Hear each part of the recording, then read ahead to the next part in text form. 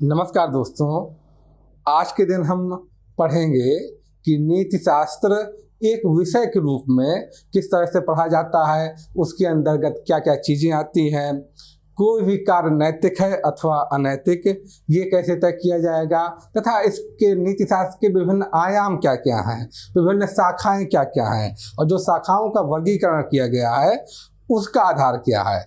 और जब भी नैतिक मूल्य बनते हैं, नैतिक प्रतिमान बनते हैं, तो उसके पीछे कौन कौन से कारक उत्तरदायी होते हैं, वो कैसे नैतिक प्रतिमान बनते हैं, इन सब चीज़ों के बारे में आज हम चर्चा करेंगे। तो आइए शुरू करते हैं। सबसे पहले हम देखेंगे कि नीति शास्त्र है क्या। तो नीति शास्त्र की अगर परिभाषा होगी तो ये होगी, नीति शास्त्र ऐसा विषय है जो जीवन के विभिन्न क्षेत्रों का मतलब तरह तरह के, चाहे वो आर्थिक क्षेत्र हो आपका, चाहे वह राजनीतिक क्षेत्र हो, चाहे वह धार्मिक क्षेत्र हो और चाहे वो सामाजिक क्षेत्र हो, विभिन्न क्षेत्रों में विभिन्न परिस्थितियों, अगर मनुष्य के जीवन में तरह तरह की परिस्थितियां आती हैं, विभिन्न तरह की समस्याएं आती हैं, विभिन्न तरह के संकट आते हैं, विभिन्न तरह की घटनाएं घटती हैं, तो विभिन्न परिस्थितियों के लिए क्या तैयार करता है? मानक तैयार करता है, प्रतिमान तैयार करता है, मापदंड तैयार करता है। तो नीति शास्त्र क्या है? नीति शास्त्र एक ऐसा विषय है जो मनुष्य के जीवन में भिन्न भिन्न तरह की जो परिस्थितियां आती हैं, भिन्न भिन्न क्षेत्रों में, उनके लिए एक मानक तैयार करता है, अर्थात मापदंड तैयार करता है, कसौटियां तैयार करता है कि व्यक्ति के लिए क्या करना उचित है और क्या करना अनुचित है। भाई नैतिकता यही है, नैतिक कि कौन सा कार्य नैतिक है, कौन सा कार्य अनैतिक है, ये कौन तक तय करेगा? ये नैतिक शास्त्र तय करता है। नैतिक शास्त्र में इन्हीं चीज़ों का वर्णन रहता है कि कोई कार्य नैतिक है अथवा अनैतिक है, कोई कार्य उचित है अथवा अनुचित है। ये तय होता है कैसे? नीति शास्त्र के जरिए। तो यही हम देख रहे थे, मानक तैयार करता है और इन्हीं मानकों के आधार पर या कसौटी पर मूल्यांकन करने के बाद ही बताया जा सकता है कि कोई कार्य नैतिक है या अनैतिक, कोई कार्य उचित है अथवा अनुचित है। ये तय करने के लिए जो मानक होते हैं, उन मानकों का निर्माण कौन करता है? नीति शास्त्र। तो नीति शास्त्र क्या हुआ? नीति शास्त्र एक ऐसा विषय है जिसमें मानकों का निर्माण होता है, जिसमें मानक तैयार किए जाते हैं, मापदंड तैयार किए जाते हैं, कसौटियाँ तैयार की जाती हैं ताकि उन पर कसकर, उन मापदंडों के आधार पर मूल्यांकन करके यह बताया जा सके कि कोई कार्य नैतिक है अथवा अनैतिक। जैसे कि हम लोग बचपन से आप लोग सुनते ही रहे होंगे कि हाँ, क्या क्या हमें बूढ़ों की, वृद्धों की मदद करनी चाहिए रास्ता पार करने में या अन्य चीज़ों में, या किस तरह से हमें बूढ़ों का, वृद्धों का सम्मान करना चाहिए। आप लोगों ने समर कुमार की कहानी पढ़ी होगी, वो कहानी इसी तरह के मूल्यों को ही प्रदर्शित करती है, आप देखेंगे। या ये देखिए किस तरह से जरूरतमंदों की मदद करनी चाहिए हमको, ये देखिए किस तरह से जरूरतमंद की मदद करनी चाहिए। ये सब चीज़ें कि क्या करना उचित है और क्या करना अनुचित है, क्या नहीं करना चाहिए। झूठ नहीं बोलना चाहिए, चोरी नहीं करनी चाहिए, किसी के साथ अनुचित व्यवहार नहीं करना चाहिए, गाली गलौज नहीं करनी चाहिए। ये कौन तय करता है? ये नीति शास्त्र ही तय करता है कि कौन सा कार्य उचित है और कौन सा अनुचित, किसी व्यक्ति को क्या करना चाहिए और क्या नहीं करना चाहिए। अब नैतिक मानक बनते हैं जब, तब क्या होता है कि नैतिक मानकों के पीछे, भाई जब भी मानक बनाए जाते हैं, कुछ आधारभूत मूल्य होते हैं, उन मूल्यों के आधार पर ही नैतिक मानक बनते हैं, मूल्यों के आधार पर ही मानक बनते हैं। वो आधारभूत मूल्य होते हैं। विभिन्न देश काल परिस्थितियों में मानक तो बदलते हैं, लेकिन उनके पीछे छुपे आधारभूत मूल्य वही रहते हैं, आधारभूत मूल्य वही रहते हैं। जैसे उदाहरण के लिए, अलग अलग क्षेत्रीय व्यवसाय में कार्य कर रहे व्यक्तियों जैसे शासक वर्ग, व्यापारी, पूंजीपति, समाज सुधारक, शिक्षक, सैनिक, चिकित्सक के लिए मानकों में भिन्नता होती है, हालांकि उसके पीछे छुपे आधारभूत मूल्य एक ही हैं। जैसे उदाहरण के लिए हम देख लें इस बात को, एक उदाहरण से हम लोग समझेंगे तब बेहतर तरीके से समझ पाएंगे। जैसे कि एक मूल्य है, आप देख लीजिए, मान ली सत्यनिष्ठा एक मूल्य है।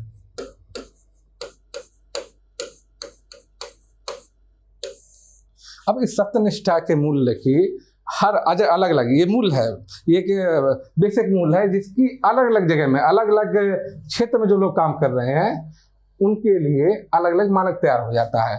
जैसे शासक के लिए क्या सत्यनिष्ठा है, भाई शासक का क्या दायित्व है, शासक का दायित्व है कि वो अपनी जनता की सेवा करे, कोई भी ऐसा कार्य ना हो जो उसके व्यक्तिगत लाभ के लिए हो लेकिन जनता को नुकसान पहुंचाए, ऐसा कोई कार्य ना करे। जो भी वो घोषणाएं करे, जो भी वो वादे करे, उन सब वादों को पूरा करे, झूठी घोषणाएं झूठा वादा ना करे। तो ये क्या होगी, शासक के प्रति शासक की जो सत्यनिष्ठा है उसके लिए जो मूल्य होगा तो इस तरह का कि एक शासक को झूठे वादे नहीं करना चाहिए, एक शासक को कोई ऐसा कार्य नहीं करना चाहिए जो कि उसकी प्रजा के लिए अहितकर हो, हानिकारक हो, भले वो खुद की उसके लिए फायदेमंद हो, ऐसा कार्य कभी नहीं करना चाहिए। तो क्या हुआ, ये एक तरह से इस मूल्य का मानक तैयार हो गया शासक के लिए। अब यही मानक जब दूसरे के लिए आएगा तब बदल जाएगा। व्यापारी है तो व्यापारी के लिए सत्यनिष्ठा मूल्य का मानक क्या हो जाएगा, व्यापारी के लिए उसी सत्यनिष्ठा मूल्य का मानक हो जाएगा कि व्यापारी को कभी भी कोई ग्राहक अगर उसके पास आ रहा है, कोई उपभोक्ता आ रहा है, तो अपने उत्पाद के बारे में झूठी बात न बताए, जो सच्चाई है वही बताए। ऐसा नहीं कि सड़ा गला माल है, बुरा माल है, टिकाऊ नहीं है और झूठा कह के बेच दे, वो गलत माना जाएगा, वो सत्यनिष्ठा के खिलाफ माना जाएगा। तो एक व्यापारी को चाहिए कि जो सच्चाई है वो उपभोक्ता से सच्चाई छुपाए नहीं, वो अपनी कर की वंचना न करे, कर की चोरी न करे, वो तो वो व्यापारी की सत्यनिष्ठा मानी जाएगी। वो झूठी घोषणा, झूठी गवाही न दे कि भले टैक्स चोरी कर लिया हो या जितनी दाम मूल्य का उसका कई गुना दाम उठाए, या संकट के समय में वह उत्पादों का मूल्य कई गुना बढ़ा दे। आप देखते हैं विभिन्न तरह के संकट आते हैं, तरह तरह के, आप देखें कोरोना से लेकर क्या क्या संकट चल रहे हैं, उसमें किस तरह से लोग उसका, बहुत सारे लोग अनर्गल फायदा उठाते हैं उन सब चीज़ों का। तो वह ऐसा कुछ काम ना करे, तो ये क्या होगी, व्यापारी की सत्यनिष्ठा होगी। इसी तरह पूंजीपति की सत्यनिष्ठा क्या होगी कि वह उसके यहाँ जो काम कर रहे हैं श्रमिक, उनका अनावश्यक शोषण ना करे, ऐसा ना करे वो कि उनको कम वेतन में काम दे, जितना उनका हिस्सा है मजदूरों का वो पूरा पूरा हिस्सा उनको दे। इस तरह ना करे कि अगर मजदूरों की संख्या ज़्यादा है तो उसका फायदा उठाकर वह मजदूरों को कम वेतन दे, ऐसा नहीं करना चाहिए पूंजीपति को। ये पूंजीपति की सत्यनिष्ठा हुई। इस तरह समाज सुधार की सत्यनिष्ठा क्या है, एक समाज सुधार की सत्यनिष्ठा ये है कि वो जो चीज़ें बताता है जनता को जो चीज़ें बताता है कि विधवा विवाह का समर्थन होना चाहिए, बाल विवाह नहीं करना चाहिए, बच्चों की ज़्यादा एज में शादी करनी चाहिए, या इस तरह की जो चीज़ें बताता है समाज के लिए कि क्या क्या करना चाहिए या नहीं करना चाहिए, उन मानकों पर वो स्वयं भी खरा उतरे। ऐसा ना हो कि बाहर तो बोल रहा हो चारों तरफ कि नहीं बाल विवाह गलत है, बाल विवाह नहीं करना चाहिए, विधवा विवाह का समर्थन करना चाहिए, दहेज नहीं लेना जाना चाहिए, और पता चले स्वयं के बेटे की शादी में दहेज ले रहा हो। तो इस तरह का ये चीज़ सत्यनिष्ठा के खिलाफ हो जाएगी। किसी भी समाज सुधारक को ऐसा नहीं करना चाहिए। समाज सुधारक को चाहिए कि जो दूसरों के लिए प्रतिमान बना रहा है, जिस तरह की बातें वो गैरों के लिए कर रहा है, वही प्रतिमान खुद के लिए भी वो बनाए, खुद भी उन प्रतिमानों पर वो खरा उतरे। तो ये हुई समाज सुधारक की सत्यनिष्ठा। इस तरह एक शिक्षक की सत्यनिष्ठा क्या होगी, एक शिक्षक की सत्यनिष्ठा होगी वो पूरे मन से जिस स्कूल में उसकी नियुक्ति है, जिस जगह पर नियुक्ति है, वहाँ पर बच्चों को पढ़ाए। ऐसा नहीं कि वो सिर्फ स्कूल में इसलिए बच्चों को नहीं पढ़ा रहा है ताकि वो ट्यूशन ले सके, बच्चों को ट्यूशन देख सके और एक्स्ट्रा पैसे कमा सके। इस तरह का काम करना टीचर की, एक अध्यापक की, एक शिक्षक की सत्यनिष्ठा के खिलाफ होगा। एक शिक्षक का दायित्व है कि वो गुरु की भावना से कार्य करे और जो उसका शिष्य है, जो विद्यार्थी है, उसकी उन्नति के लिए निरंतर प्रयास करे, हर संभव प्रयास करे। तो ये होगी शिक्षक की सत्यनिष्ठा। इसी तरह सैनिक की सत्यनिष्ठा क्या होगी, एक सैनिक की सत्यनिष्ठा होगी इस सैनिक पूरी तरह से किसी भी तरह की अपनी जान देकर भी अपनी मातृभूमि की, अपने देश की रक्षा करता है। वो अनुशासन में बंधा रहता है। तो उसके लिए सत्यनिष्ठा क्या है कि वो अनुशासन का पालन करे, जो ऊपर से आदेश दिया जाता है उसका वो पालन करे, और अपनी मातृभूमि की रक्षा के लिए, अपने साथियों की रक्षा के लिए वो अपने प्राण दे देता है। ये उसकी सत्यनिष्ठा है, ये उसकी सत्यनिष्ठा दिखाती है कि वो अनुशासन का पालन करे। इसे चिकित्सक की सत्यनिष्ठा क्या है कि वो यथासंभव, भले उसको थोड़ा कष्ट उठाना पड़ेगा, अगर उसके यहाँ रात में 3 बजे भी कोई मरीज आ रहा है, वो परेशान है व्यक्ति, तो उसकी मदद करे। एक डॉक्टर का दायित्व, डॉक्टर को ये शपथ दिलाई जाती है कि अगर कोई मरीज आ रहा, कितना भी दबाव हो, कितना भी प्रलोभन हो, लेकिन उसे वही लिखना है, वही कहना है जो सच में घटना हुई है। बहुत सारी जगह मेडिकल रिपोर्ट बदली जाती हैं, या कितनी सारी जगह देखते हो कि तरह तरह के कार्य होते हैं, किडनी बदलना, किडनी चुराने से लेके क्या क्या कार्य होते हैं। ये सब कार्य एक चिकित्सक की सत्यनिष्ठा के खिलाफ है। एक चिकित्सक का धर्म है कि किसी भी समय, किसी भी, कितना भी दबाव हो, अगर कोई मरीज उसके पास आ रहा है तो वह उसका इलाज करेगा। ये चिकित्सक का दायित्व है। तो ये चिकित्सक के लिए सत्यनिष्ठा हो गई। तो आप देख रहे होंगे एक ही मूल्य है, मूल्य एक ही है सत्यनिष्ठा का। इस मूल्य के मानक अलग अलग जो प्रोफेशनल हैं, अलग अलग व्यावसायिक लोग हैं, उनके लिए मानक बदल जा रहा है। तो जो बेसिक मूल्य है, जो मूलभूत मूल्य है, वो वही रहते हैं नीति शास्त्र में। बस होता क्या है कि अलग अलग क्षेत्र में काम करने पर उनके लिए अलग अलग मानक बनाए जाते हैं, अलग अलग मानक तैयार किए जाते हैं कि फलाने क्षेत्र में अगर कोई व्यक्ति काम कर रहा है तो उसको ये काम करने चाहिए और ये काम नहीं करना चाहिए। इसी तरह आप देखेंगे कि सिविल सर्विस में भी लोक सेवकों के लिए क्या होता है, लोक सेवकों के लिए कोड ऑफ कंडक्ट बनाया जाता है। कोड ऑफ कंडक्ट आचार संहिता का निर्माण होता है, इसमें लिखा रहता है कि एक लोक सेवक को ये कार्य करने चाहिए और ये कार्य नहीं करने चाहिए, उसमें स्पष्ट रूप से वर्णित रहता है। शपथ भी देखते हैं, दिलाई जाती है, मंत्रियों को शपथ दिलाई जाती है, वो क्या क्या काम करेंगे, किस तरह से काम करेंगे, वो भी एक तरह से यही है। अब हम देख लेते हैं नीति शास्त्र का सार तत्व ये क्या है। नीति शास्त्र के साथ क्या है, कुछ सार्वभौमिक तार्किक नियम को स्थापना। सार्वभौमिक से मतलब ये नहीं कि यूनिवर्सल, ये पूरी यूनिवर्स के लिए है। कोई भी आप देखेंगे नियमित नैतिक नियम पूरी यूनिवर्स के लिए नहीं होता, बल्कि सार्वभौमिक से मतलब है जहाँ ये बनाए गए हैं, जहाँ या जिस समाज में बनाए गए हैं, ये जिस समाज द्वारा ये बनाए गए हैं, उस समाज में सारे लोगों के लिए नियम समान है। ऐसा नहीं कि कुछ व्यक्तियों के लिए अलग है, अमीरों के लिए अलग है, गरीबों के लिए अलग हो, ऐसा नहीं होंगे। जिस समाज द्वारा ये बनाए गए हैं, उस समाज में जो भी व्यक्ति हैं, उन सब के लिए ये नैतिक मूल्य समान होते हैं, इसलिए इसको बोला जाता है सार्वभौमिक। यहाँ सार्वभौमिक का मतलब अब वैज्ञानिक दृष्टि से, भौगोलिक दृष्टि से मत लीजिएगा कि पूरे यूनिवर्स में, पूरे भूमंडल में वही नियम काम करेंगे। ये नियम अलग अलग क्षेत्रों में, अलग अलग समाजों में, अलग अलग संस्कृतियों में बदलते हैं, आवश्यकता के अनुरूप बदल जाते हैं अलग अलग समाजों में। लेकिन जिस समाज ने नियम बनाए हैं, उस समाज में सारे लोगों के लिए ये नियम समान होंगे, सारे लोगों के लिए एक जैसे लागू होंगे, इसलिए इनको सार्वभौमिक बोला जाता है।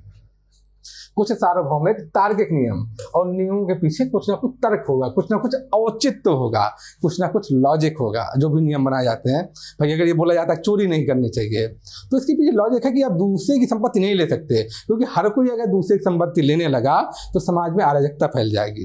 पहली वजह वो कि अनावश्यक है, भाई किसी ने अपनी मेहनत के परिश्रम का फल रखा है, आप उसका फल बेवजह ले रहे हैं। दूसरी बात, इस तरह से पूरे समाज में अराजकता, भाई आप दूसरी संपत्ति चोरी कर रहे हैं और दूसरा भी आपकी संपत्ति चोरी कर लेगा, तो इस तरह से कोई मेहनत ही नहीं करेगा, कोई परिश्रम ही नहीं करेगा, समाज में अराजकता फैल जाएगी, कोई विकास की तरफ बढ़ेगा नहीं।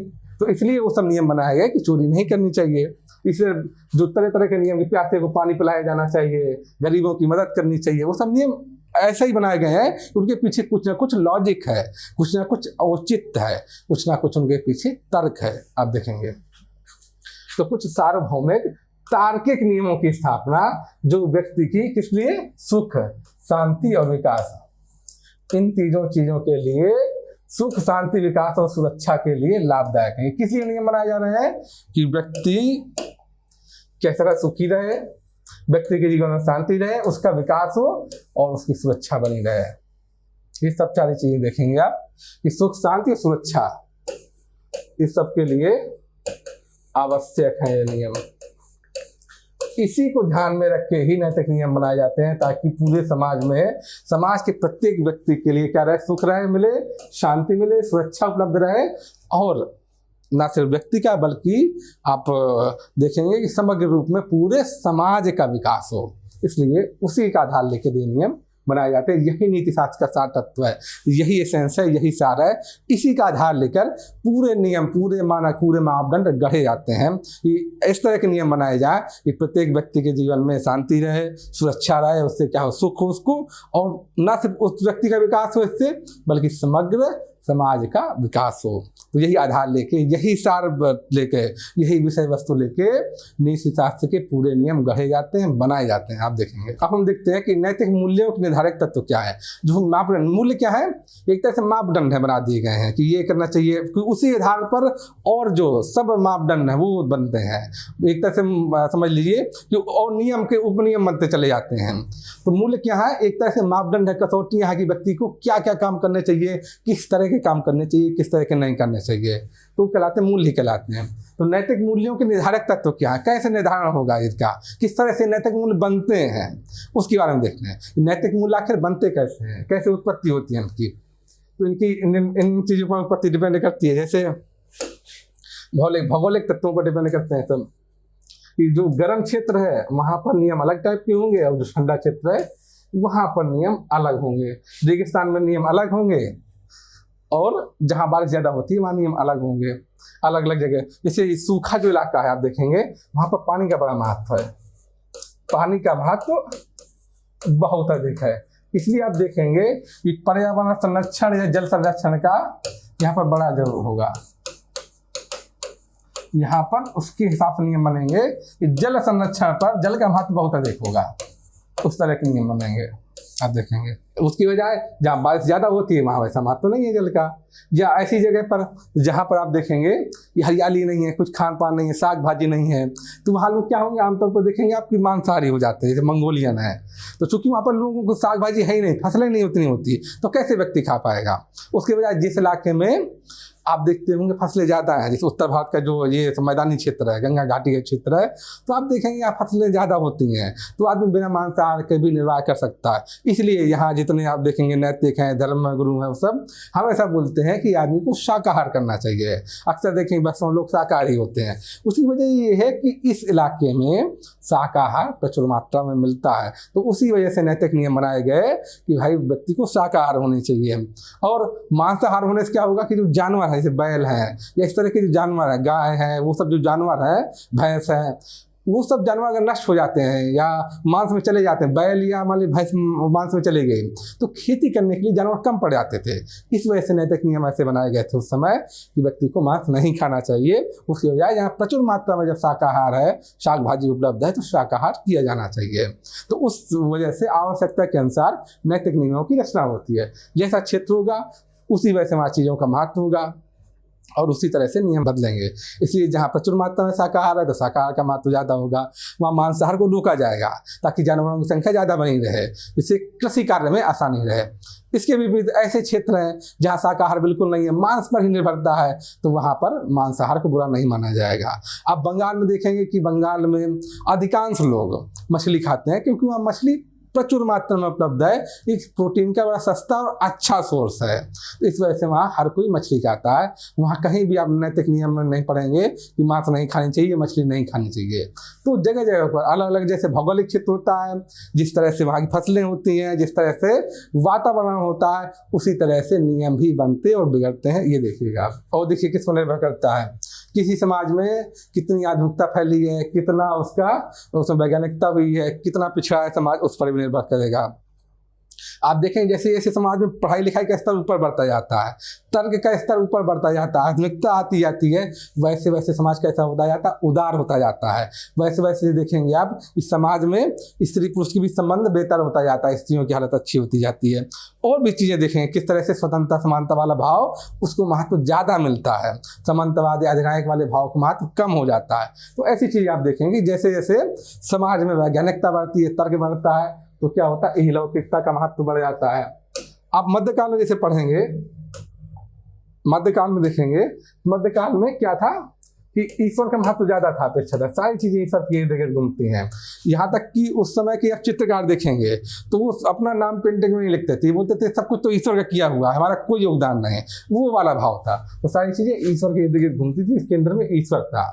तो आदमी की उगाया तो केंद्र में क्या हो गया, मानव हो गया। सारी चीज़ें मानव को ध्यान में रखकर ही विकसित की गई, सारी विचारधारा में मानव को केंद्र में रखकर आई। तो जैसे जैसे आप देखेंगे आधुनिकता बढ़ती है, वैज्ञानिकता बढ़ता है, तो नैतिक मूल्य भी बढ़ते जाते हैं। उसी हिसाब से परंपराएं बदलती हैं और नैतिक मूल्य भी बढ़ते जाते हैं। तो जैसे जैसे आधुनिकता बढ़ेगी तो पुराने जो प्रतिमान होंगे कि नहीं औरत घर खाना बनाएगी, पुरुष बाहर नौकरी करने जाएगा या काम करने जाएगा, वो सब देखेंगे आपके बिगड़ने लगते हैं। उल्टा भी हो सकता है इसका, ऐसा भी देखने में आएगा आपको, या ऐसा नहीं होगा पर्टिकुलर काम मर्द करेगा, पर्टिकुलर काम औरत करेगी। ये सब जो प्रतिमान होते हैं वो धीरे धीरे बदलने लगते हैं, चीज़ें बदलने लगती हैं सारी चीज़, क्योंकि अब तर्क और इहलौकिकता का महत्व बढ़ जाता है, मानववाद का महत्व बढ़ जाता है। तो उसी हिसाब से नैतिक नियम भी बदल जाते हैं, आप देखेंगे। और नैतिकता जो नैतिक मूल्य किसके पर डिपेंड करते हैं, किस पर निर्भर करते हैं, संस्कृति पर निर्भर करते हैं। जैसी संस्कृति होगी वैसे ही नैतिक मूल्य भी बदलेंगे। जैसे जैन लोग हैं, तो जैन लोगों में किसका महत्व? शाकाहार का महत्व है। वहाँ मांसाहार मनाही है। जैन संस्कृति में वहाँ मांसाहारी क्या है? मनाही है। इसके विपरीत बहुत सारी संस्कृतियां देखिए जो मांसाहार पर ही निर्भर है, वहाँ पर मांसाहार का महत्व है। तो जैसी ऐसी संस्कृतियाँ होंगी बहुत सारी, आप वो देखेंगे पूर्वोत्तर भारत में देखेंगे। जैसे आप नॉर्मली उत्तर भारत में देखिए, हमारे यहाँ ये गंगा घाटी के इलाकों में तो बंदर को लोग नहीं मारते हैं। ये माना जाता है बंदर का कि हनुमान जी के वंशज हैं। इस तरह के लोगों की मान्यता है कि वही सेना है जो राम जी को वहाँ गई थी, युद्ध लड़ने के लिए गई थी, लंका गई थी। ऐसा लोगों का विश्वास है, धार्मिक मान्यता है। इसलिए आप देखेंगे गंगा घाटी के पूरे इलाके में कहीं भी आप देखेंगे कि बंदरों का शिकार नहीं किया जाता, बंदरों को नहीं मारा जाता। या यहाँ पर आप देखेंगे कि गाय के ऊपर एक विशेष तरह धार्मिक महत्व है गाय का। यहाँ तक कि गाय की वजह से नील गाय, जो कि गाय से अलग जानवर है, लेकिन उसके प्रति भी बड़ा श्रद्धा भाव है लोगों में।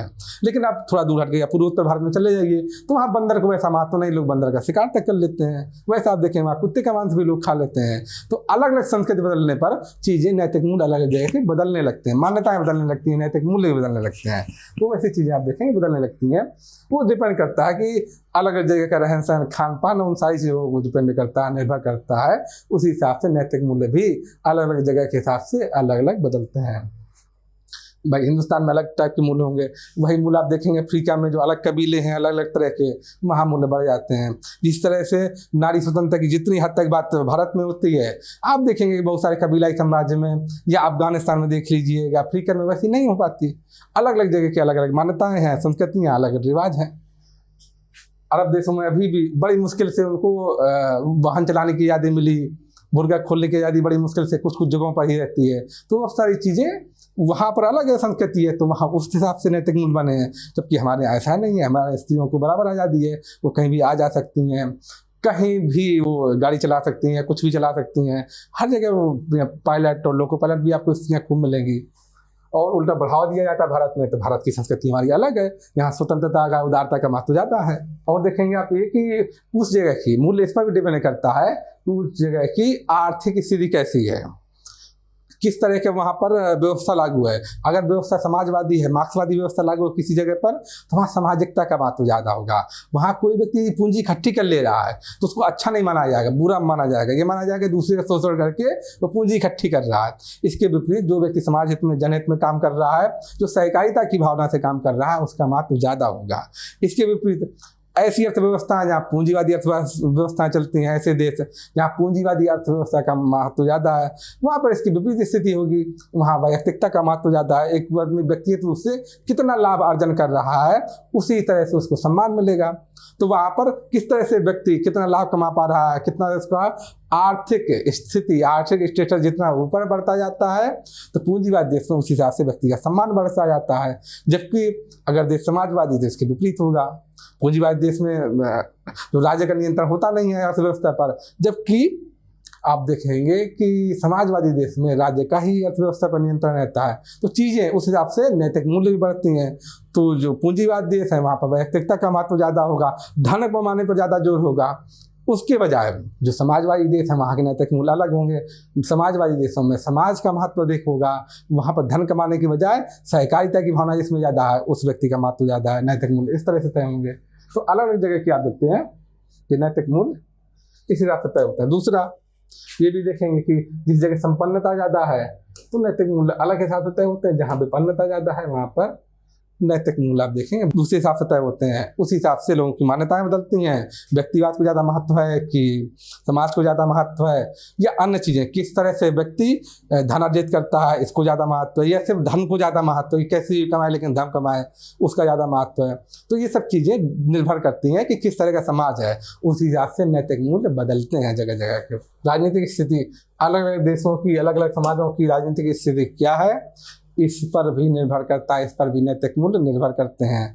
जैसे कि अगर किसी देश में राजतंत्र लागू है, किसी समाज में राजतंत्र लागू है, तो वहाँ पर किसका महत्व ज़्यादा होगा? राजतंत्र या अधिनायकवाद ज़्यादा होने पर किसका महत्व ज़्यादा होगा? किस तरह के नैतिक मूल्य होंगे? वहाँ पर नैतिक मूल्य इस तरह होंगे कि वहाँ पर आज्ञाकारिता का महत्व ज़्यादा होगा। वहाँ पर व्यक्ति के सोचने की बजाय कि नवोन्मेषण के बजाय किसका महत्व ज़्यादा होगा, वहाँ पर आज्ञाकारिता का महत्व ज़्यादा होगा कि ऊपर से जो आदेश आ रहा है उसको फॉलो करना है, उसको अमल में लाना है, उसका पालन करना है कैसे भी करके, इस चीज़ का महत्व ज़्यादा होगा। वहाँ के व्यक्ति को ये नहीं बोला जाएगा कि खुद के विवेक इस्तेमाल करे, खुद का दिमाग इस्तेमाल करे, इस चीज़ पर जोर नहीं होगा। तो वहाँ के नैतिक मूल्य इस तरह होंगे। उसी बजाय अगर लोकतंत्र लागू हुआ देश में तो वहाँ पर व्यक्ति की ज़्यादा समानता, स्वतंत्रता, भ्रातृत्व, न्याय, इस सब विचारों का महत्व ज़्यादा होगा, इन सब मूल्यों का महत्व ज़्यादा होगा। यहाँ पर व्यक्ति को आज़ादी होगी कि निर्णय लेने में वो अपनी भागीदारी करे, वो अपने विचार बताए, अभिव्यक्त करे, उससे पूछा जाएगा। तो लोकतंत्र में इन सब चीज़ों का महत्व ज़्यादा होता है, इन सब चीज़ों का मूल्य ज़्यादा होता है। स्वतंत्रता, समानता, बंधुत्व जैसे मूल्यों का महत्व लोकतंत्र में अधिक है। वहीं अगर धर्म तंत्र लागू हुआ कहीं पर तो वहाँ पर धार्मिक चीज़ों की वैल्यू ज़्यादा होगी, वहाँ धार्मिक चीज़ों का महत्व ज़्यादा होगा, भाग्यवाद का महत्व ज़्यादा होगा। धर्म में जो नियम लिखे हुए हैं, धार्मिक किताबों में जो नियम लिखे हुए हैं उसी के अनुसार फैसले होंगे, उन्हीं की नैतिक महत्व ज़्यादा होगा, नैतिक वैल्यू उन सब मूल्यों की अधिक होगी। वहाँ पर व्यक्ति के विचार या अन्य चीज़ों पर ध्यान नहीं दिया जाएगा, बल्कि धार्मिक पुस्तकों में जो लिखा है, वहाँ के जो धर्मगुरु जो कह रहा है वही बात अंतिम बात होगी, उसी बात का महत्व ज़्यादा होगा। और ये माना जाएगा कि धर्मगुरु की आज्ञा का उल्लंघन नहीं किया सकता। इस तरह की चीज़ें ज़्यादा होंगी।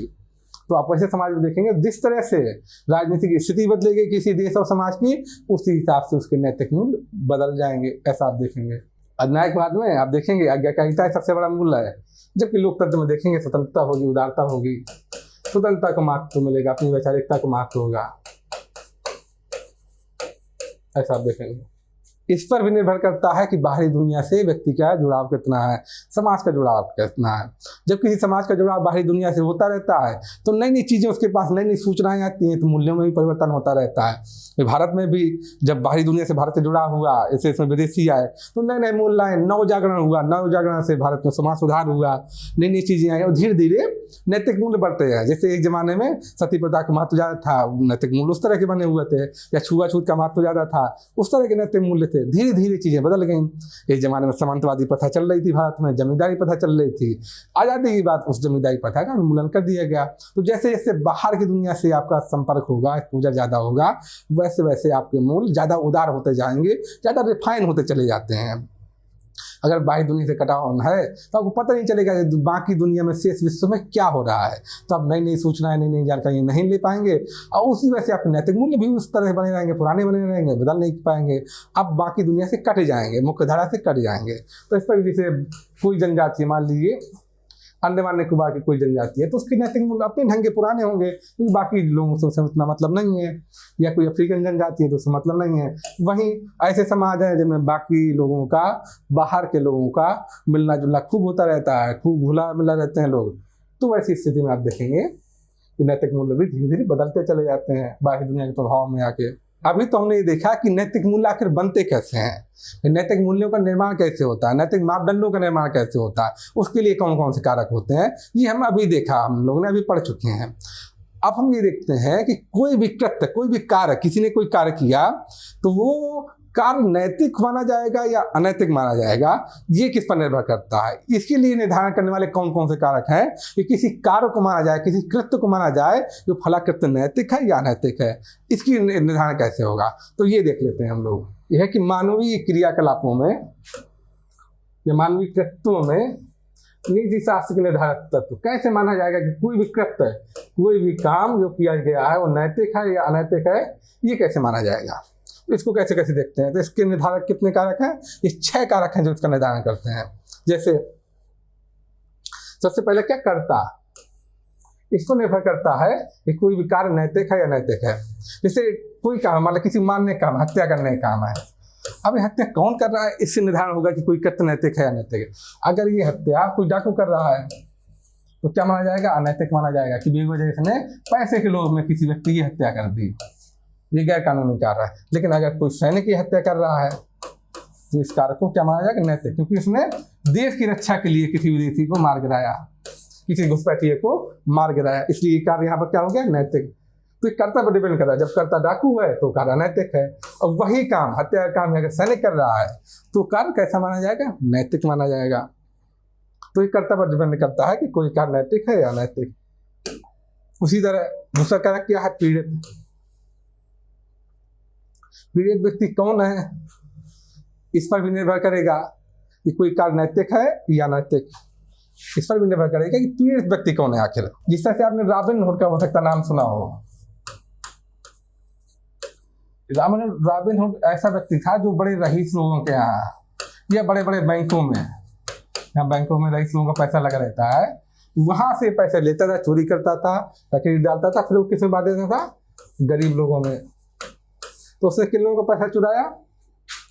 उसके केस में पीड़ित कौन है? रईस लोग हैं जो बाकी गरीबों का पैसा लिए होते थे, चूस रहे होते थे, शोषण कर रहे होते थे। वैसे लोगों का, जानबूझ के वैसे लोगों का जो कि गरीबों का विशेष तौर पर शोषण करते थे, वैसे लोगों का पैसा लेके लूट के गरीबों में बांट देता था। तो यहाँ पर पीड़ित कौन है? यहाँ पर पीड़ित वैसे लोग जो खुद शोषक हैं, खुद शोषक है। तो वैसी स्थिति में देखिएगा कि जो कृत्य होगा वो उतना अनैतिक नहीं होगा, अनैतिक तो होगा लेकिन अपेक्षाकृत कम अनैतिक होगा, अपेक्षाकृत कम अनैतिक होगा। उसकी बजाय कोई ऐसा डाकू हो जो गरीब आदमी का, रास्ता चलते लोगों का गला घोंट के मार देता हो, परेशान करता हो, उससे पैसे छीन लेगा, तो वैसी स्थिति में वो कृत्य कैसा माना जाएगा? वो कृत्य ज्यादा अनैतिक माना जाएगा, ज्यादा बुरा माना जाएगा। तो ये इस पर भी डिपेंड करता है कि पीड़ित कौन है, पीड़ित आदमी कौन है, पीड़ित पर भी डिपेंड करता है कि कोई कृत्य कितना नैतिक है या कितना नैतिक है। तो पीड़ित की स्थिति पर भी डिपेंड करता है। यदि किसी व्यक्ति ने किसी सेठ के यहाँ चोरी की तो वह अपेक्षा, और मजबूरी वह चोरी की कि कोई मजबूरी थी उसकी, उसे माता पिता के इलाज कराना था, उसको माता पिता के पेट भरना था, भूख से मर रहा था वो, तो किसी अमीर के यहाँ अगर चोरी करेगा तो वो कृत्य उतना अनैतिक नहीं माना जाएगा। उसकी बजाय कोई एक अमीर आदमी है, सिर्फ डराने धमकाने के लिए या मार काट करने के उद्देश्य से किसी गरीब के यहाँ से जबरदस्ती, कोई सेठ है, महाजन है, अगर किसी गरीब के यहाँ से वो उसके खाने के लिए मान ली थोड़ा सा अनाज बचा है, वो अनाज पूरा उठवा ले और उसकी वजह से उसके भूखे बच्चे भूख से मर जाएं, तो वैसी स्थिति में कृत्य क्या माना जाएगा? कृत्य बहुत ज़्यादा अनैतिक माना जाएगा, बहुत ज़्यादा बुरा माना जाएगा। तो इस पर भी डिपेंड करता है कि पीड़ित व्यक्ति कौन है, इस पर भी आपका कृत्य निर्भर करता है, पीड़ित है कौन। जैसे कि एक एग्जाम्पल ये भी देख सकते हैं, जैसे बहुत सारे क्रांतिकारी आपने देखा होगा क्रांतिकारियों को, तो क्रांतिकारियों ने बहुत सारे शासन में जो अंग्रेज थे उन लोगों को मारा, इसलिए मारा कि वो लोग अत्याचार कर रहे थे देशवासियों के ऊपर और एक भय का वातावरण बनाए रखते थे। तो उस भय के वातावरण से मुक्ति दिलाने के लिए क्रांतिकारियों ने उन अंग्रेज अधिकारियों का जो कि बड़े शोषक थे, बड़े अत्याचारी थे, उनको मारा। तो वैसी स्थिति में आप देखेंगे उस कृत्य को अनैतिक नहीं माना जाएगा, नैतिक ही माना जाएगा, हालांकि कम नैतिक माना जाएगा उसको।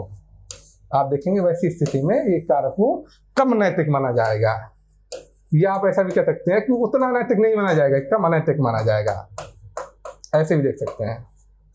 क्योंकि उन्होंने ऐसे व्यक्ति का मतलब कत्ल किया या ऐसे व्यक्ति को मारा क्योंकि वो खुद शोषण कर रहा था, खुद अत्याचारी था, पूरी जनता को परेशान किए होता, त्रस्त किए होता। उस व्यक्ति को मारना आप देखेंगे उसको अनैतिक नहीं माना जा सकता, उसको नैतिक माना जाएगा, हालांकि अपेक्षाकृत कम नैतिक है, कोई हत्या की गई है लेकिन नैतिक ही माना जाएगा उस व्यक्ति। इसके बाद क्या निर्धारक तत्व है? इसके बाद एक निर्धारक तत्व है इरादा या प्रयोजन, कि कोई कार्य किया गया है उसके पीछे इरादा क्या था। कई बार ऐसा होता है कि कोई व्यक्ति भलाई के लिए कार्य करता है और वो कार्य बुरी अवस्था में पहुंच जाता है। तो ऐसी स्थिति में कि भाई कोई काम कर रहा है किस इरादे से, अगर वो अच्छे इरादे से काम कर रहा है और अगर वैसे से किसी नुकसान हो जाता है तो वो आदमी दोषी नहीं माना जा सकता, क्योंकि उसका इरादा बुरा नहीं था, इरादा कोई उसका नुकसान पहुंचाने का नहीं था, वो अच्छा कार्य करना चाहता है। मान लीजिए किसी आदमी ने कहीं से उसको गिफ्ट में फल मिले, चीज़ें मिली, खाना पीना मिला, उसने क्या, उसको ज़्यादा फल थे तो उसने क्या गरीबों को बांट दिए, वो फल बांट दिए, मिठाई बांट दी, बिस्किट बांट दिए, वो सारी चीज़ें खाने पीने जितनी चीज़ें थी वो गरीबों को बांट दी। बाद में पता चला कि उसको खा करके कोई व्यक्ति जो जिस गरीबों को बांटी थी वो मर गया। तो उस व्यक्ति का इरादा उस गरीब को मारने का नहीं था, वो तो सिर्फ भल मनसाहत से कि मेरे पास ज़्यादा है, अतिरिक्त है, तो बाकी लोगों को भी खिला दूँ, इस भाव से उसने वो सामान बांटा, लेकिन उसको खा के अगर मर गया तो ऐसी स्थिति में जिस आदमी ने वो खाना बांटा है वो आदमी दोषी नहीं सिद्ध हो सकता, क्योंकि उसका इरादा नहीं था मारने का, उसका वैसा इरादा नहीं था। ऐसा यह पहला जो हमने उदाहरण दिया था, कोई सैनिक अगर युद्ध में लड़ता हुआ किसी की हत्या करता है तो उसको उस हत्या का दोषी नहीं माना जा सकता, क्योंकि उसने व्यक्तिगत हित में नहीं की, उसका जो सामने वाले व्यक्ति जिसकी हत्या हुई है उसकी सैनिक से कोई दुश्मनी नहीं है। भाई विपक्षी देश का सैनिक है, वो तो अपने देश की रक्षा करता है, उसके ऊपर से आदेश है, इसलिए वो रक्षा करता हुआ मारा है उसने सामने वाले को। तो ऐसी स्थिति में चूंकि इरादा उसका नहीं है वैसा किसी की हत्या करने का, वो तो अपने देश की रक्षा कर रहा है, उस वजह से उसे मारना पड़ा, इसीलिए ऐसे केस में सैनिक को दोषी नहीं माना जाएगा।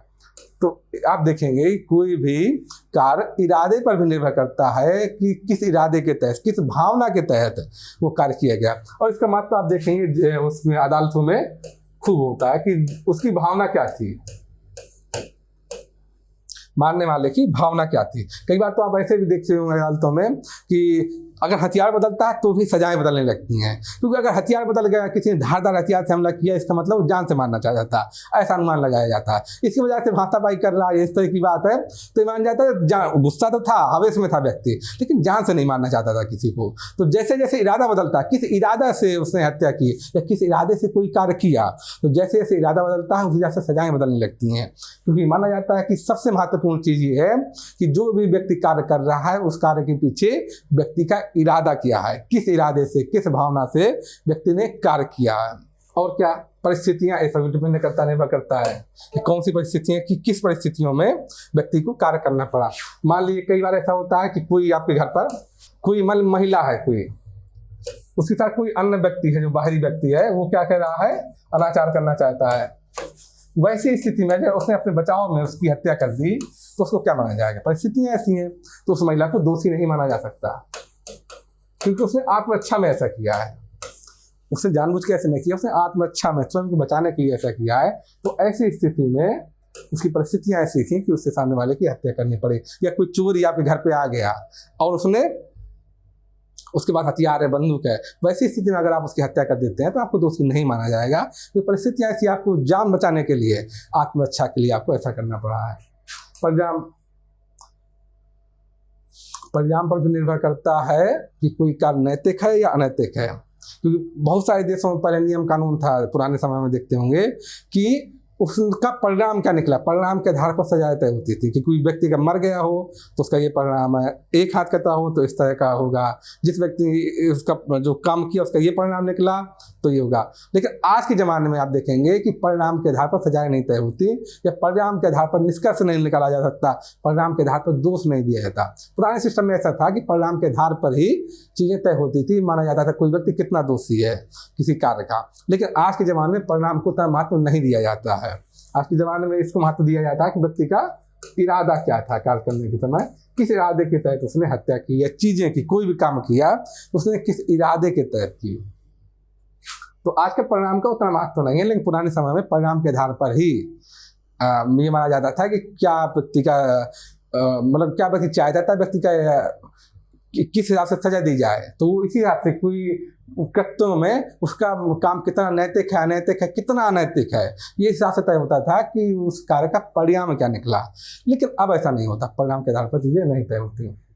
कृत्य कई बार ये भी देखा जाता है कि कौन सा काम किया गया व्यक्ति द्वारा, कृत्य के आधार पर ही उसको नैतिक या अनैतिक माना जाता है। जैसे मान लीजिए ये बलात्कार है, उसको हर किसी भी एंगल से देखेंगे वो गलत ही माना जाएगा, उसको अनैतिक ही माना जाएगा। तो ऐसे बहुत सारे कृत्य होते हैं जो हमेशा अनैतिक हैं, कुछ कृत्य हैं जो नैतिक हैं, और बहुत सारे कृत्यों में डिपेंड करता है, निर्भर करता है कि कृत्यों के आधार पर बताया जाए कि नैतिक है या अनैतिक है। ऐसे अधिकांश चीज़ें ऐसी होती हैं जो कृत्य को देख कर होती हैं। कुछ चीज़ों को तो आप बता सकते हैं कि ये अनैतिक ही है, कुछ ऐसे कृत्य जो बता देंगे आपको नैतिक ही है, लेकिन बहुत सारी चीज़ों में अन्य चीज़ें भी देखनी पड़ती हैं, इसलिए अब कृत्य का उतना महत्व नहीं, उसके बजाय अन्य चीज़ों का महत्व ज़्यादा लिया जाता है। कुछ कृत्यों में तो है कि कुछ कृत्य बुरा ही है, उसको कभी अच्छा माना नहीं जा सकता। वैसी चीज़ों में तो कृत्य के आधार पर ही फैसला होगा, या कुछ अच्छा ही माना जाएगा, सम्मानजनक, कि आप किसी के लिए त्याग कर रहे हैं, किसी की जान बचा रहे हैं, किसी डूबने से किसी को बचा रहे हैं, तो कृत्य हमेशा अच्छा ही माना जाएगा। किसी भी एंगल से देखें, किसी भी दृष्टिकोण से देखेंगे तो आपको अच्छा ही माना जाएगा। लेकिन बहुत सारे बाकी काम है जिसमें स्पष्ट नहीं होता, तो कृत्यों के आधार पर खाली फैसले नहीं दिए जा सकते हैं, लेकिन कृत्यों के आधार पर भी ये माना जाता है कोई कार्य नैतिक है या अनैतिक है। तो इतनी सारी चीज़ें, 6 तत्व हमने देखे, इन 6 तत्वों के आधार पर तय होता है कि कोई भी कार्य नैतिक है या अनैतिक है। आगे देखते हैं नीति शास्त्र के आयाम। नीति शास्त्र में हम क्या देखते हैं, क्या होता है नीति शास्त्र में? मापदंड तैयार किए जाते हैं कसौटियाँ तैयार किए जाते हैं कि कोई भी काम नैतिक है अनैतिक, ये निर्णय करने के लिए हम लोग कसौटियाँ तैयार करते हैं नीति शास्त्र के अंतर्गत। अब जिस क्षेत्र के लिए ये मापदंड तैयार किए जाते होंगे तो उसी क्षेत्र के हिसाब से इसके विभिन्न आयाम बांटे गए हैं कि किस लिए है। जिस क्षेत्र के लिए मापदंड तैयार कर रहे हैं तो उस हिसाब से नीति शास्त्र का बंटवारा कर दिया गया कि ये आयाम है। जैसे कि व्यवहारिक रूप से इसको बोला जाए तो व्यवहारिक रूप से तो क्षेत्र के हिसाब से देखा जा रहा है। तो नीति शास्त्र के आयाम के भी कई दृष्टिकोण है। तो व्यवहारिक दृष्टिकोण से देखेंगे आप तो ये आयाम है कि व्यवसायिक क्षेत्र के लिए कर रहे हैं हम अगर मापदंडों का निर्माण तो व्यवसायिक आयाम हो गया। प्रशासनिक क्षेत्र के लिए कर रहे हैं तो प्रशासनिक नीति शास्त्र हो गया। राजनीतिक के लिए कर रहे हैं तो राजनीतिक नीति शास्त्र हो गया। वाणिज्यिक के लिए कर रहे हैं तो वाणिज्यिक नीति शास्त्र। तो ऐसे ऐसे अलग अलग आयामों के लिए अलग अलग, सबके लिए अलग रहता भी है क्योंकि मैंने बताया कि मूलभूत मूल तो वही है लेकिन परिस्थितियां बदल रही हैं, दशा बदल रही है, कार्य करने का ढंग बदल रहा है, इसलिए नियम कानून बदलते रहते हैं। ऐसा आप देखेंगे, ये आप पाएंगे। तो ये वो मीडिया के लिए देखिए इसलिए अलग तरह से बनते हैं, आप पाएंगे मीडिया के लिए अलग तरह से बनते हैं नियम। तो खेल के लिए अलग टाइप के बनते हैं, आप देखिए खेल के लिए नियम अलग होते हैं। खेल में डोपिंग या नॉन डोपिंग जो रहती है कि डोपिंग नैतिक है अनैतिक है, किसी खिलाड़ी को किस तरह से व्यवहार कर सकता है, बाकी खिलाड़ी के साथ किस तरह छल कपट नहीं कर सकता, वो सारे की चीज़ों के लिए जो नियम बनाए जाते हैं वो खेल नीति शास्त्र के अंतर्गत आते हैं। पर्यावरण के लिए विभिन्न तरह के नियम बनाए जाते हैं कि क्या करना चाहिए क्या नहीं करना चाहिए। डॉक्टरों के लिए तथा अन्य प्रोफेशनल के लिए जो चिकित्सा क्षेत्र में नियम बनाए जाते हैं तो चिकित्सा नीति शास्त्र के अंतर्गत आते हैं। तो ऐसे व्यवहारिक क्षेत्र के हिसाब से ये नियम बनाए गए हैं। तो व्यवहारिक नीति शास्त्र के विभिन्न आयाम हैं। इसी तरह आप देखेंगे मानकीय नीति शास्त्र। मानकीय नीति शास्त्र में जो नियम बनाए जाते हैं ये इस आधार पर बनते हैं, ये असल में एक तरह से देखेंगे आप दार्शनिक पहलू है ये। इसमें ये इस हिसाब से इसका बंटवारा किया गया है कि कौन कौन से नीति शास्त्र होंगे। इसमें माना गया कि इंसान या मनुष्य आखिर है क्या, मनुष्य आखिर क्या है, इसकी विवेचना की गई कि मनुष्य आखिर क्या है। तो अलग अलग लोगों ने मनुष्य क्या है इसकी अलग अलग व्याख्या की है। कुछ लोगों ने क्या माना है कि मनुष्य एक जानवर है, तो उस हिसाब से व्याख्या अलग हुई है। कुछ लोगों ने माना कि नहीं मनुष्य ऐसा कि हमेशा प्रगति की ओर अग्रसर रहना चाहता है, सुख का आकांक्षी है, तो उस हिसाब से फिर नीति की नैतिक मूल्यों की व्याख्या बदली। अगर ये माना गया कि मनुष्य क्या है, मनुष्य ज़्यादा से ज़्यादा मतलब इस तरह के कार्य करना चाहिए मनुष्य को, मनुष्य ऐसा प्राणी है उसे समाज की भलाई के लिए कार्य करना चाहिए, तो नैतिक मूल्यों की व्याख्या फिर बदल गई। उसी हिसाब से जैसे जैसे ये चीज़ की व्याख्या बदली, इस विश्लेषण की व्याख्या बदली कि मनुष्य आखिर क्या है, अब उस क्या है का जो जवाब आया उस हिसाब से नैतिक मूल्य जैसे जैसे बदले, तो उस हिसाब से मानकीय नीति शास्त्र में आप देखेंगे कि अलग अलग सिद्धांत आए, अलग अलग नीति शास्त्र आ गए। जैसे स्वार्थवाद, स्वार्थवाद तब आया जब बोला जाता मनुष्य क्या है, पशु है। तो पशु कैसा होता है, स्वार्थी होता है, उसे अपनी चीज़ों से मतलब है, अपने हिस्से से मतलब है। तो वैसी स्थिति में नैतिकवाद की ये शाखा ही स्वार्थवाद वाली शाखा। इसी तरह जब माना गया कि मनुष्य का उद्देश्य क्या है, सुख की प्राप्ति है मनुष्य का अंतिम उद्देश्य, तो सुखवाद आया। सुखवाद में भी सुख के भी कई भेद किए गए कि कौन सा सुख अच्छा है, कौन सा सुख बुरा है, या कौन कम अच्छा है, कौन सा सुख ज़्यादा बेहतर है, कौन सा सुख कम बेहतर है। तो इस तरह की व्याख्याएं आई। उसी तरह से फिर व्याख्या आई जब बोला गया मनुष्य क्या है, मनुष्य है कि दूसरों को कितना काम आ सकता है, मनुष्य दूसरों के लिए कितना हेल्पकारी है, हितकारी है, कितनी मदद कर सकता है। तो इस तरह की व्याख्या आई तो उपयुक्तवादी नीति शास्त्र आ गया। इसी तरह जब डार्विन का सिद्धांत पढ़ते हैं विकासवाद का, जब उसको आधार लेकर व्याख्या हुई कि मनुष्य क्या है, वरीयतम की उत्तरजीविता इस सिद्धांत का पालन करता है। तो इस तरह की भी आप देखेंगे इस तरह की व्याख्या आ गई नीति शास्त्र की। तो ऐसे ऐसे कि मनुष्य क्या है, पूर्णता की ओर अग्रसर है, ऐसा प्राणी है जो पूर्णता की ओर अग्रसर है, तो फिर ये पूर्णतावाद की व्याख्या आ गई। तो इस तरह से व्याख्या बदली मानकीय नीति शास्त्र की। मानकीय नीति शास्त्र के अंदर कुछ लोगों का माना था मनुष्य के अंदर कुछ कुछ सद्गुण होते हैं जिसके विकास का हमेशा उसको प्रयास करना चाहिए, और उन सद्गुणों के आधार पर जब मनुष्य की व्याख्या की गई तो एक नई शाखा डेवलप हुई, सद्गुण नीति शास्त्र। जब आप अरस्तु, प्लेटो और सुकरात पढ़ेंगे, सुकरात के शिष्य था प्लेटो और प्लेटो का शिष्य रहा है अरस्तु। तो ये गुरु शिष्य परंपरा है इनकी आपस में। जब इन्होंने किस पर ध्यान दिया है, इनमें सद्गुणों पर ज़्यादा ध्यान दिया है कि मनुष्य का दायित्व था कि इन सद्गुणों का पालन करे अपने आत्मिक विकास के लिए। तो सद्गुणों के आधार पर जो नीति शास्त्र बना उसको बना गया, बोला गया सद्गुण नीति शास्त्र बोला गया। तो इसी तरह से देखेंगे आप तरह तरह के नीति शास्त्र आए सामने। तीसरा तरह के नीति शास्त्र देखेंगे कि बांटने के ढंग है कि नीति शास्त्र को अलग ढंग से, अलग दृष्टिकोण से देखा गया।